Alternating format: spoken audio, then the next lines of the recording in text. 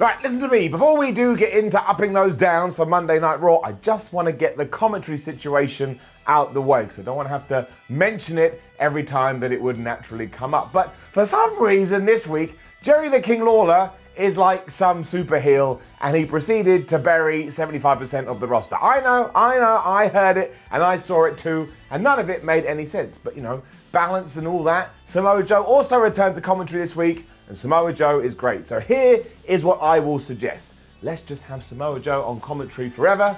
Let's also have him wrestle. And if somebody could ask the question where Dio Madden has gone, I'd really appreciate it, because right now I just assume that Brock Lesnar murdered him, like 72 years ago when he threw him to the table. Right, that's done. We can move on. My name is Simon Miller. This is What Culture Wrestling. Raw is done. What the hell was that? Let's up those downs.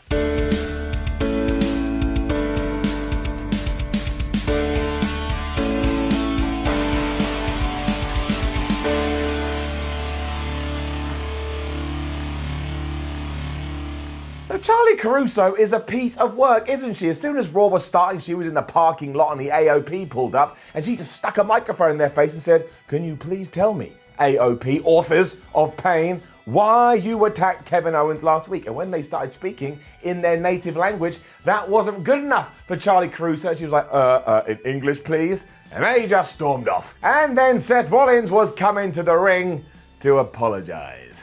Oh boy. He said that last week he was just trying to come from a good place because he really cares about Raw and he wants to do what is best for the brand. But now maybe he realizes he didn't go about this the wrong way. He apologized to the fans and said to Kevin Owens, "Please, my friend, my pal, come out to the ring and I will say sorry to your face." Kevin did do just that, but insinuated that he could smell bullshit. Kevin Owens actually said bullshit. So if Kevin Owens is allowed to say bullshit, then I am going to say bullshit.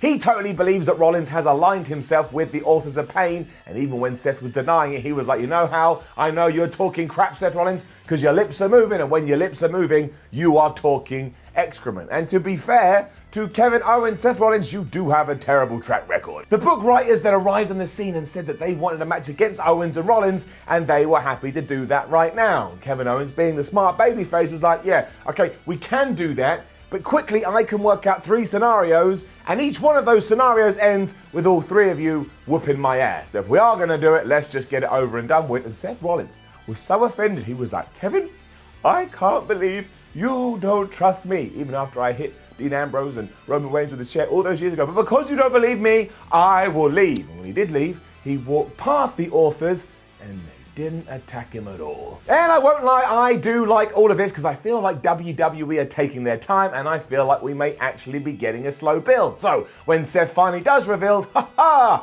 am a proper bad guy now, I have been deceiving you all, we can boo him like we're doing already. That is okay. It could have it up. Owens was still in the ring at this stage and he was demanding a fight for anybody because the authors of pain had just vanished into dust.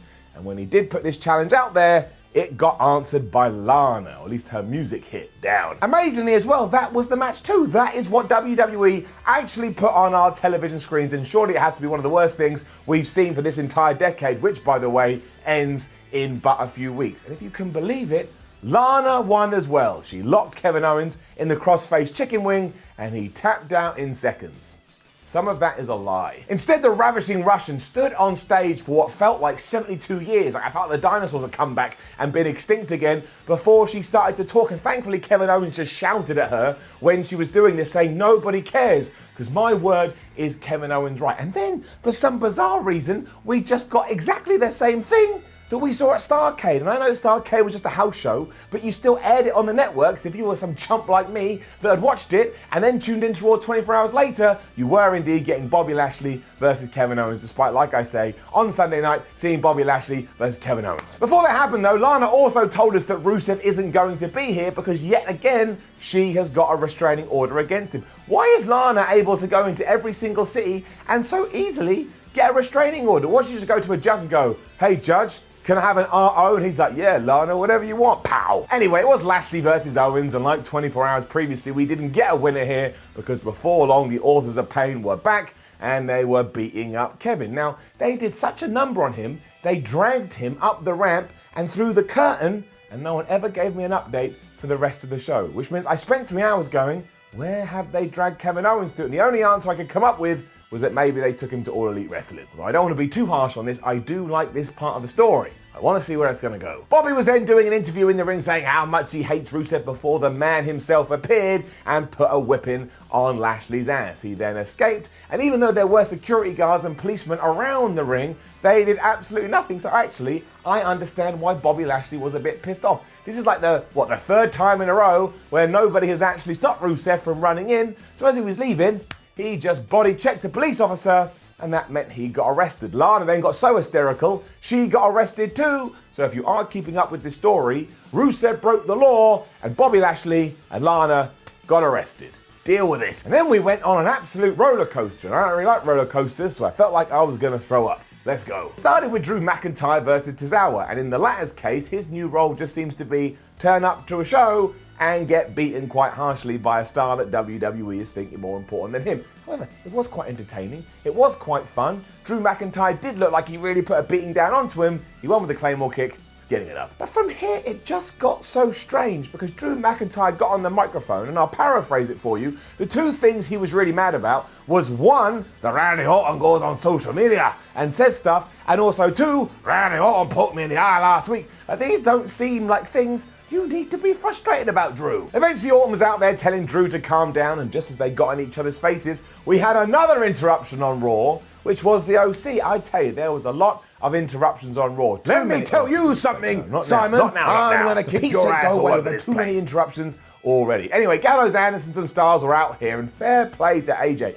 He was so upset that he hadn't lost his United States Championship last week. He could barely talk, and he even called Carl Anderson Carl. He was like, yeah, you listen to him, Carl. Like when your mum used to yell at you when you were a kid and she'd use your first name and you'd feel really sad. Drew then left because why the hell does he want to be involved in this mess? And that does seem to be his new persona. Like, it's happened a few times recently on Raw. Like, he's somewhere he doesn't want to be, so we just leave. That did leave Randy Orton in the ring by himself. The OC jumped him, and guess who made the save? That's right, Ricochet, Rey Mysterio, and Humberto Carrillo. So you know what we do, we hit the switch, wrestling nerd activated. That's getting it down. Because can someone please tell me why these three guys who were warring with Randy Orton, all but on last week's episode of Raw, would decide, oh, we better go and save him because he's getting beaten up. But when Kevin Owens is being dragged to hell, they're watching on a monitor going, well, we don't really have an affiliation with Kevin, so I'm happy to just see how this one plays out. I mean, what am I meant to take away from that? That if you're in a program with someone, you're allowed to be a good guy,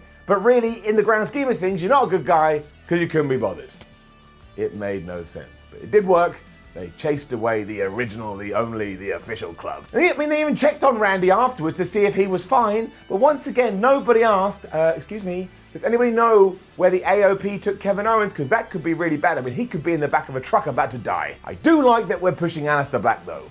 Up. He took out Tony Nese here after the Black Mass, and I think he's actually left his dark room. I'm proud of you, Alistair. You're moving forward. Afterwards, Buddy Murphy also cut a promo after he was asked if he regretted knocking on Alistair Black's door. Now, I don't think that's a euphemism, and I also want you to remember that an interviewer asked a wrestler if you regret doing that thing that obviously you wouldn't regret doing. Like, imagine that in any other sports field when someone just lost. Did you regret playing? No, of course I didn't regret playing. If I don't play, I can't win, I don't make any money. Also, think of that in some kind of retrospective documentary. Do you have any regrets from your career? Well, mate, it's funny you ask that question because my career is coming up and my accent is completely gone. Don't know what happened with that, but you know, the one regret I have from my career is when I knocked on Alistair Black's door. I shouldn't have done it. I don't know what I was thinking. I know it's just a piece of wood and, you know, doors get knocked on every day like if you're a postman. I think if you're a postman, you're knocking on doors Monday, Tuesday, Wednesday, Thursday, Friday, Saturday, Sunday.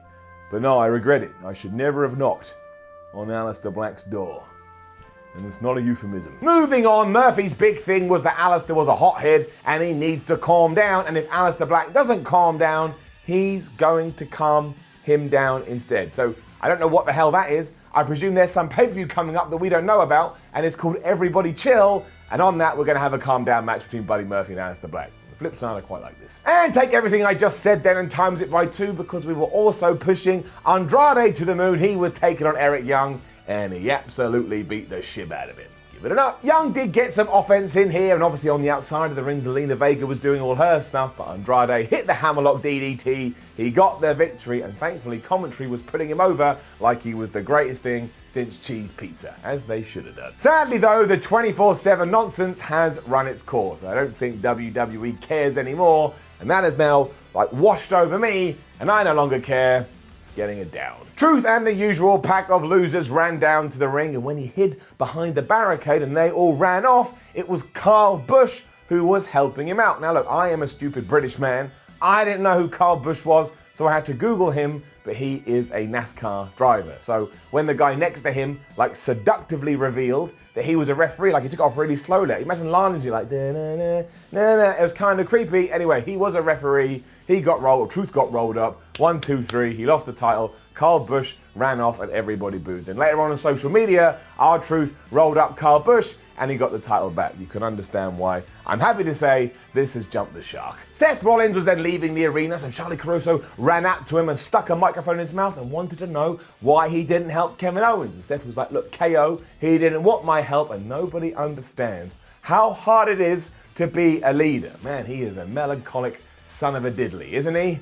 We will see where this goes, people, but a slow burn. Slow burn. Eric Rowan was back with his cage next, and I think I have finally figured out what's in there. I mean, it's got to be Luke Harper's contract, right? Because that way, the man can never leave WWE. Bit of insider baseball for you. He got moved up in his squash matches this week because he had a name opponent, and it was No Way Jose, who got absolutely walloped with 2 claw slams, and he lost. And also before this, some members of his conga line had snuck up to the cage and tried to peek in, and that sent Eric Rowan absolutely crazy. The big question I had when all was said and done is, why was No Way Jose brought up from NXT? And I don't think I'm ever going to get an answer. Also terrified what is in that cage. I mean, now it's been going on so long, it has to be something really good.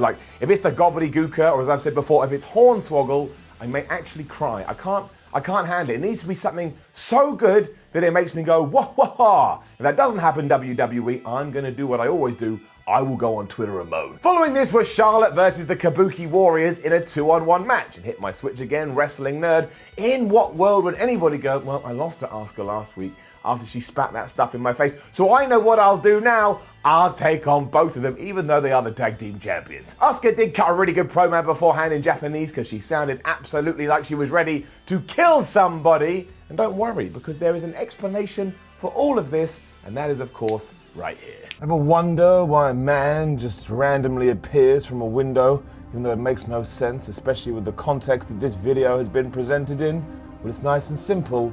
Sometimes stuff just happens. So when you find yourself getting upset about WWE programming, just say those 3 words to yourself, stuff just happens, and give us a call at 0800 Stuff Just Happens, and everything, I promise, will be all right.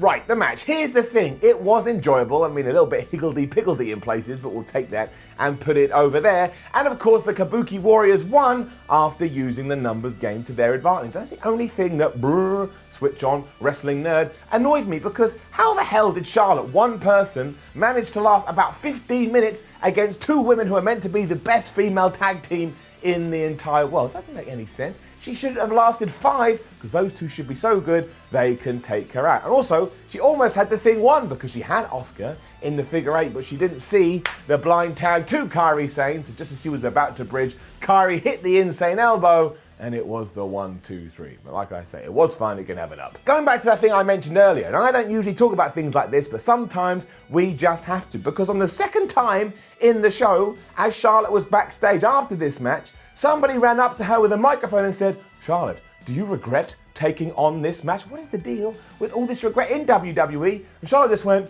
no. And she walked away.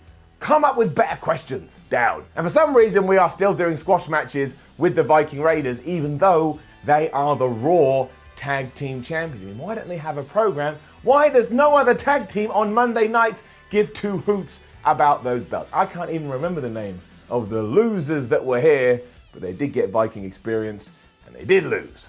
Down. I mean, you could have gone to the loo, and by the time you had come back, this would have been over, and you would never have even known that Eric and Ivar had been on the show. Ricochet, Rey Mysterio, and Humberto Carrillo then cut the funniest promo of 2019.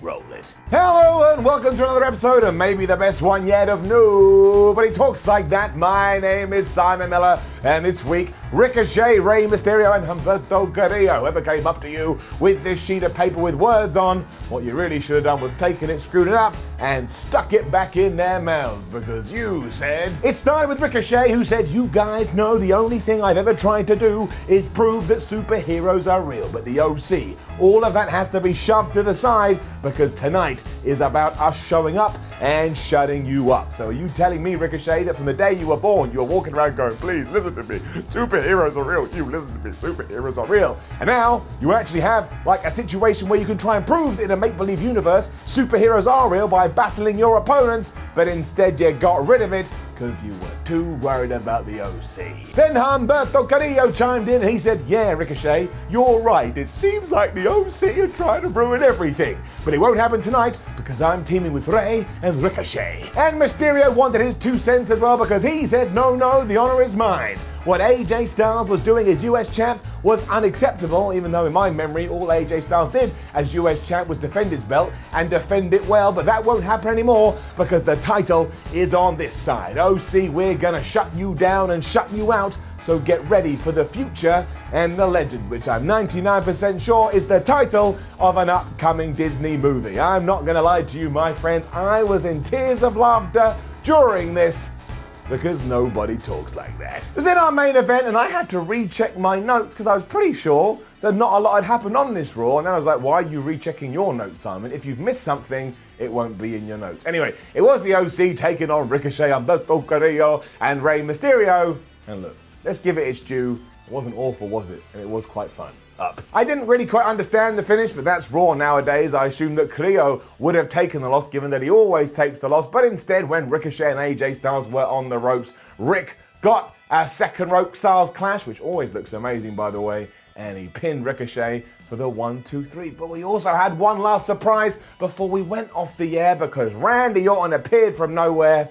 He gave AJ Styles the RKO, and I presume their feud is about to hot up. I do want to give some credit to WWE though, because what they could have done is they could have had Orton interrupt this before the match was over and done that really boring DQ finish, but they didn't. At least we had an actual result, so they get a salute. With that said, we do have to bring up the fact that Becky Lynch for the second week in a row wasn't on Raw once more. Now, I don't mind that when you do it here and there. I think it keeps her star power bright and it makes people want her. But when you have done it on back-to-back episodes and never explained why she isn't there, and then of course, because it is 2019, we all find out she had a dark match after the damn thing against Kairi Sane, you scratch your head even more so because it's TLC in 2 weeks. Like, I'm pretty sure Monday, like next Monday's the go-home show for that pay-per-view, and not one match has been announced.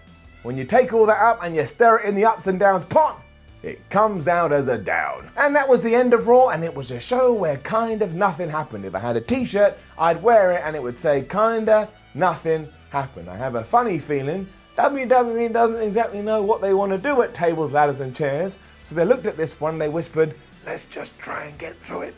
Nobody say anything. Because of that fact, there's my arrow, it gets a down. I was very, very confused. But I loved that promo more than you will ever know. Now, don't forget to leave a comment below and let us know what you thought about last night's episode of Raw. Like, share and subscribe. Head over to WhatCulture.com and read yourself some articles, plus the Ups and Downs article. I don't write that, so you'll get different opinions. Follow WhatCulture on Twitter, WhatCulture WWE. Watch more videos here on WhatCulture Wrestling. My name is Simon from WhatCulture, and I just want to say genuinely, from the bottom of my heart, thank you for always watching. Thank you for always tuning in. It actually really does make my day. It makes my week. It makes my existence all the better. I'll see you soon.